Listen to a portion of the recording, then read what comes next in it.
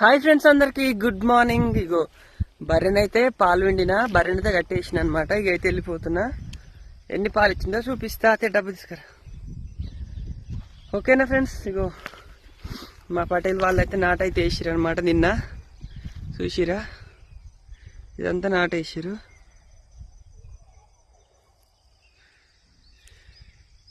కొబ్బరికాయలు ఎంత బాగుంటాయో దీనికి.